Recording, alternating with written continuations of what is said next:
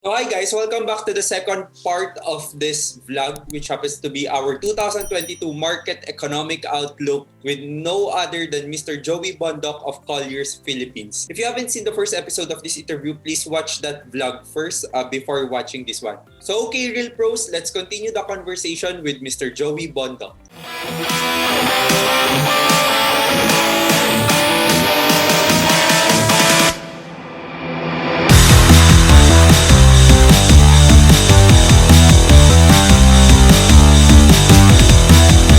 In your own opinion, of course, this is what you do. I'm sure you're comparing our property prices from our neighboring countries, no, especially in the Mm. ASEAN. Do you think that condominium prices in Metro Manila is it at an all-time high, especially that a lot of developers did not really pull down their prices during the pandemic? Yes, they give promotions, they gave discounts, but it wasn't really pulling down the price. And how far could we go increasing our prices? Let's say, for example, a lot of investors would are new to the real estate market. This is the first time they are entering or investing in a real estate, and some are probably scared that it might not, capital appreciate as much as it would before. Yeah. Could they still make money at this point in time in 2022? Well, that's another interesting point because if you look at the prices of condominiums in the secondary market in Metro Manila, on a price per square meter basis, the condominium units here in Metro Manila, including those that were completed already, they're still lower compared to similar condominium projects in Singapore, in Right. Malaysia, in Thailand. In fact, if you compare our most expensive versus the most expensive of, say, Bangkok on a per square meter basis, the Philippine prices are still much lower. I think the price of the most expensive in Bangkok would be about 6 to 8 times more expensive than our most expensive on a per square meter basis. Wow. So that is still a good news because it only means that there's still a lot of room for the appreciation of prices here in Metro Manila, here in the Philippines. So if you're investing and would really capitalize on the increase in property prices, then I would say that now is a good opportunity to acquire, to buy a property, especially because of the projected increase in capital values and property prices beyond this COVID-19 pandemic. I agree. I agree. I have the same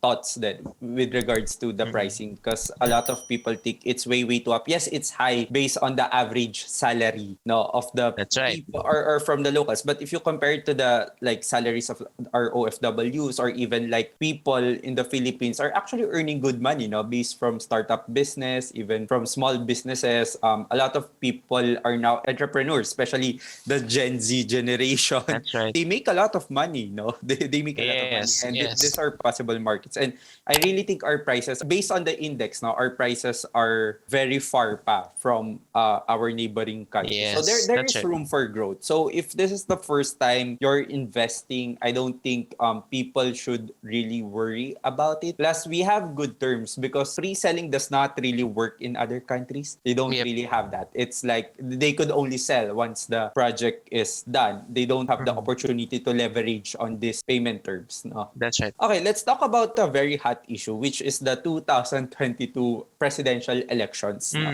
How Okay. will this affect the residential real estate market or probably like the speculation of investors? No? And is it gonna give more confidence to foreign investors or they don't want to look at Philippines as an investment hotspot anymore? Because I know pre-pandemic there were a lot of Singaporeans, Japanese, grabe sila bumili ng condominiums dito. Grabe talaga. Even the Chinese market. But now Singaporeans, there are very few Singaporeans who would like to invest here. I think there are still a lot of Japanese. But how does the 2022 presidential election affects this trends, no? Well, at Colliers Philippines, we always say that whoever wins the elections, it doesn't matter if he or she is aligned with the administration.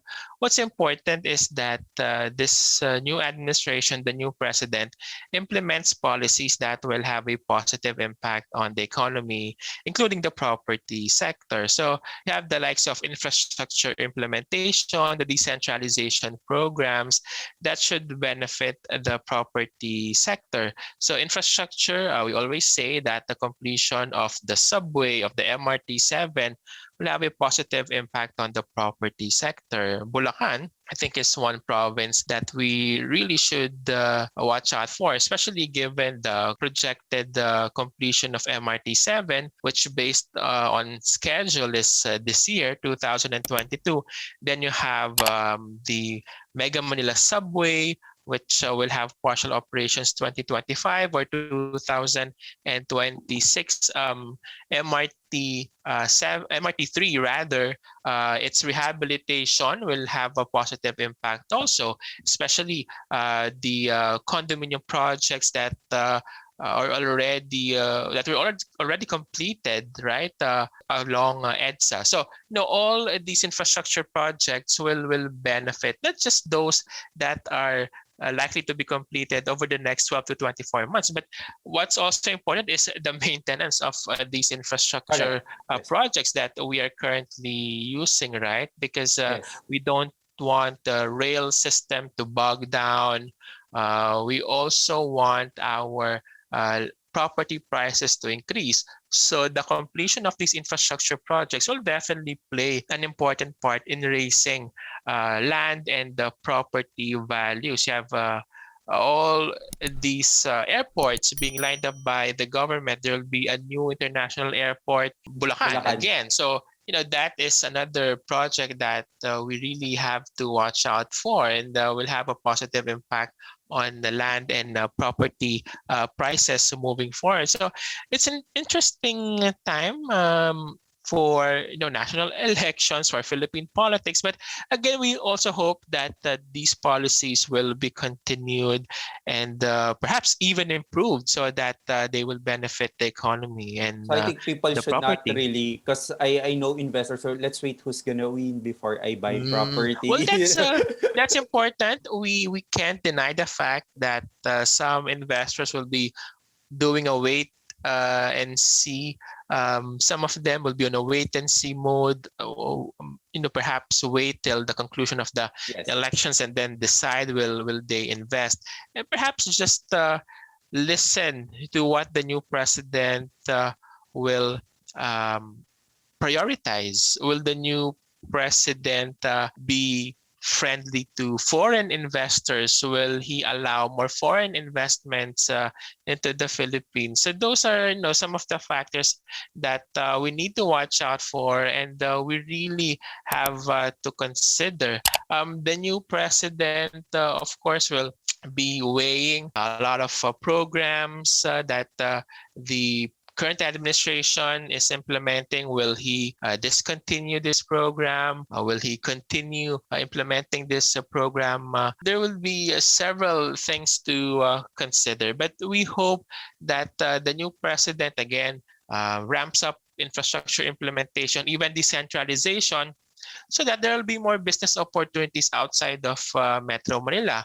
Perhaps more business-friendly policies and reforms to welcome more foreign investors, more investors in the property sector, more companies that will operate here in the Philippines. So you have more renters for condominium units. So all these factors should be considered. So whoever wins in 2022, we hope that he implements a business environment that is pro foreign investors, pro foreign investment, and but generally an economic environment that will create more jobs and more businesses that will spur more jobs, especially in the countryside. Yeah. So I think the good thing about real estate is it's both affected by market and non-market factors. Yes, that's So correct. you have your social, political, and all those. But this is quite interesting. You mentioned a lot about transit-oriented development or Yes. TODs. Could you discuss more on TODs and how does it affect property prices? Because I always get a question about whether an infrastructure would directly impact a property. Based on my understanding or based on my knowledge, there's more than that. It's not because there's an MRT station, it automatically, and you'll see this from the pattern of EDSA because there's a lot of cheaper properties that's being passed by the main MRT line. No? There's a lot of cheaper compared to like properties in certain townships like BGC. It's not really a transit-oriented development, but property prices are really high. So could you talk more about TODs? Well, we believe that the TODs or the transit-oriented developments, these public infrastructure projects will really dictate and redefine the property landscape moving forward. Because here in Metro Manila, traffic is a very big problem. It costs the Philippine economy billions of dollars every day, and this will really hamper economic growth. But what we have seen, this is also based on previous studies of the Asian Development Bank.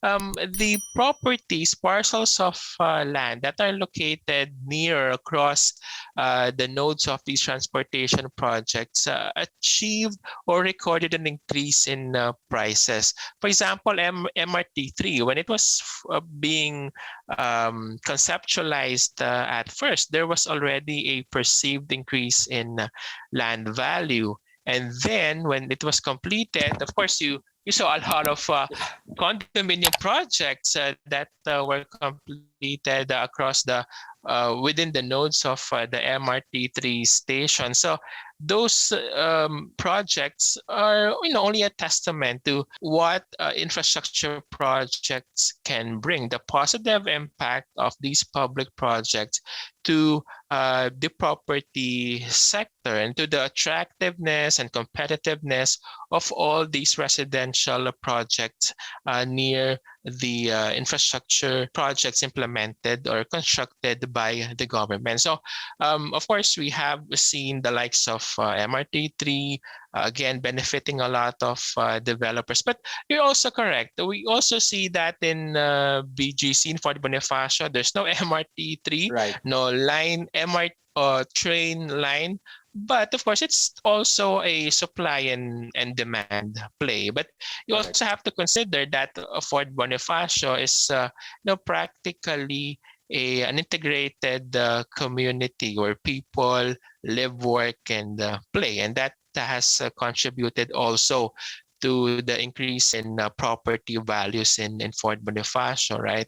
And I think moving forward, there will be monorail projects also in Fort Bonifacio being conceptualized. The subway system will have a station also in Fort Bonifacio.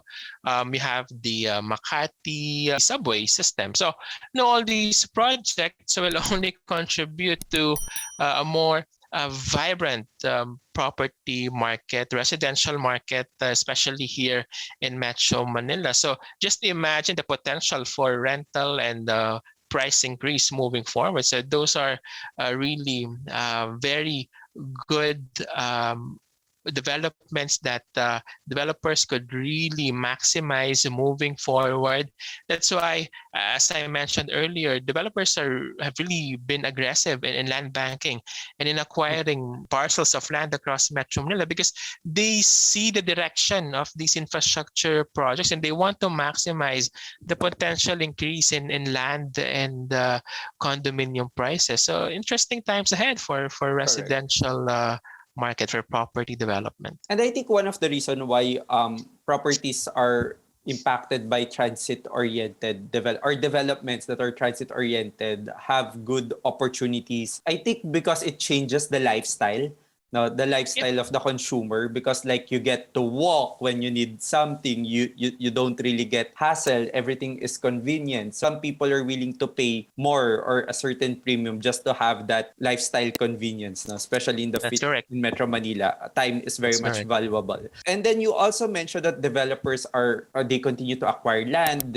Some of them are very aggressive, but I'd like to talk about sustainability, which I think Okay. is a very important issue as well, no, with regards to are developments really sustainable, and how did it change during the pandemic? Because I know that a lot of people now would prefer living in houses because there's a lot more open spaces, there's a lot greeneries, and they don't usually see this in condominiums like Makati, for example. For BGC, at least medyo open pa, medyo open space pa. So these are the comments I hear from investors, no, Mm. as well. So, do you think that property developments in the Philippines, especially the newer developments, are sustainable enough? It's not only in terms of like whether it's a green building. When we say sustainability, it really means like it's gonna be there for a long term, and like the lifestyle trends won't really change, and there's gonna be a market even after 20 or 30 years, and hindi naluluma. Again, sinabi mo na it depends on the maintenance. Of course, property do depreciate if hindi maganda yung maintenance, di ba? And so like with regards to sustainability and development, are we overcrowding Metro Manila? So there's a lot of issues na we can tackle about this. So what are your thoughts? I think in terms of sustainability, a lot of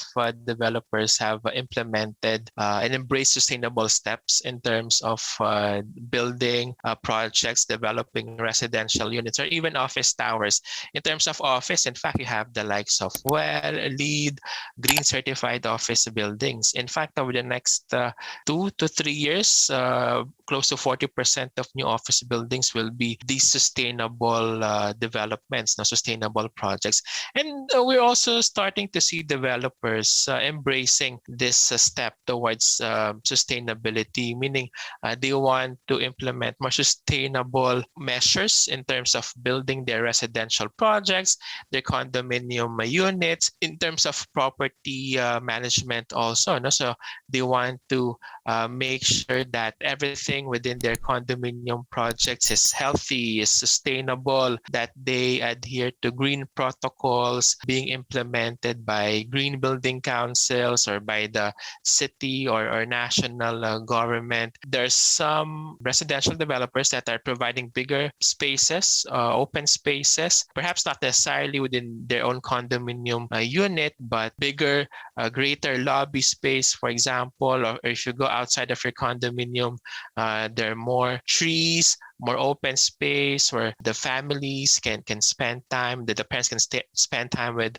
their children. So, these are just some of the innovations that they have been implementing. Well, not necessarily innovations, because some of them already implemented these measures pre-pandemic, but during the pandemic, the implementation of these measures was only highlighted. So now people are realizing the need to be in a bigger Right. space, in a bigger condominium unit, or in a bigger open space when they go outside of their condominium buildings. And I think this is also the trend outside of Metro Manila, where developers build more sustainable house and lot projects, more eco-friendly residential developments, especially those that are looking for beachside properties and house and lot projects where they are really nearer greenery and other healthier options. So I think will be the trend moving forward, not just for office buildings, but also for residential units being developed Pero in terms across the of Metro Philippines. Manila being sustainable, we're not yet overcrowded, right? We still have space. We just have to really work on Yes, it.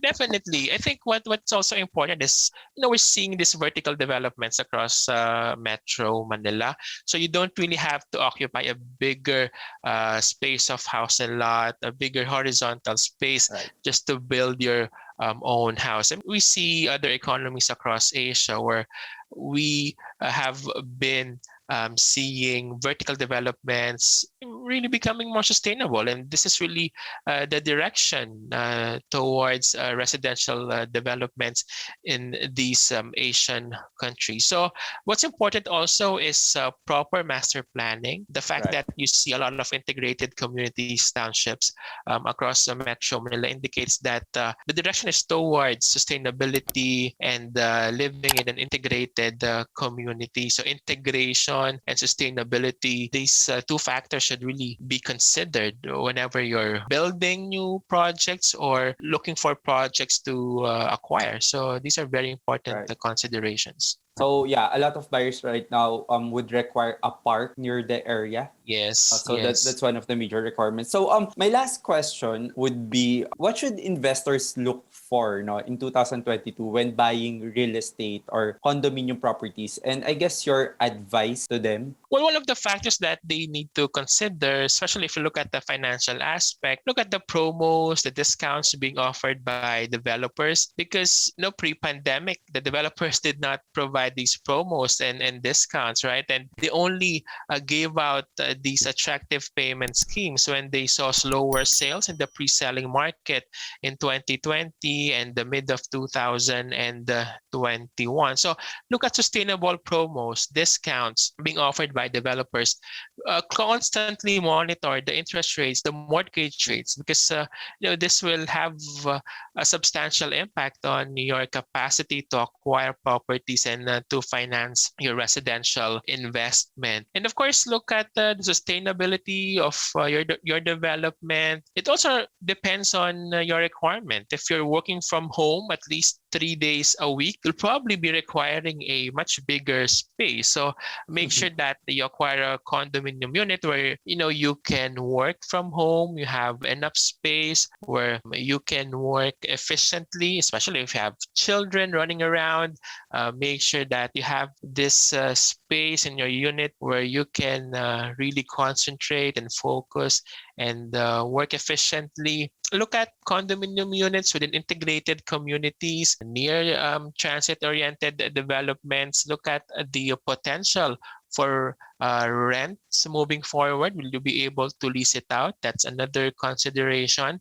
especially if you want to have a passive income, a recurring income in the future. And I think if you are in a condominium unit that is located in an integrated community and is near a transit-oriented development, then the potential for capital or price appreciation is definitely strong. So again, that is an important factor that you need to consider when buying your second or third condominium unit, or if you're just about to acquire your first residential investment. So again, on the developer side, look at the promos, the discounts, look at your capacity to pay. So look at the sustainability of these promos being offered, the potential for rental prospect, as well as price appreciation in the future. And on a more macroeconomic viewpoint, perhaps look at the prospect of growth of the Philippine economy. Will more businesses open or reopen? Therefore, you'll have greater prospect for rental income. And again, it really all boils down to making this sustainable investment. Sustainable not just in terms of the materials that were used in building and developing your condominium, but sustainability in terms of being in a community, in a township where you can live, where you can work and play and shop at the same time. Enjoy the perks of achieving a property that will achieve higher price in the future and will be able to attract renters in the near term. So all these Correct. factors should really be considered. So macroeconomic, micro economic, locational, infrastructure, all these factors should really be considered as you acquire or invest in a property. Correct. Yeah, thank you for a great advice. No, Thank you, very, very, Richard. very good tip. I really think that 2022 would be the last year to maximize this window of opportunity as we start going back to normal. A lot of economies out there, no, in other countries are now living a normal life. They're coexisting with COVID. My advice for our viewers is really to take this opportunity, no, to grab as much opportunity as you can this year as everything's going back to normal. Now, even if we had very high cases due to the Omicron last January, we did not go into a lockdown, right? So parang Yes. we're really trying to be normal na. So Yep, that's and correct. schools are gonna go back, offices are eventually gonna have a hybrid setup, no? Again, it might be too high for you next year, for example. So I think it's really or discounts may be removed. So I think you're correct when they should look at the discounts, the promotions that are being offered because of this pandemic. Yep. Yes. Yes, that's correct. Okay, Sir Joey, thank you very much for guesting, for answering our Sure. questions. Thank you, I'm Richard. sure our viewers learned a lot. That's all the time we have today. But it was a pleasure talking to you. Thank you for everything you do Yes. for the real estate industry. Thank you. And Part of the job. yes, more powers to Colliers. No, Yes, thanks to talaga, I Colliers. always I always look at your research. I always read your articles on Inquirer. Do you want to promote anything kung saan nila mabasa yung Yeah, article, well, or where can they follow you? perhaps just look at our through social media platforms. So you have Facebook, Instagram, LinkedIn, Twitter.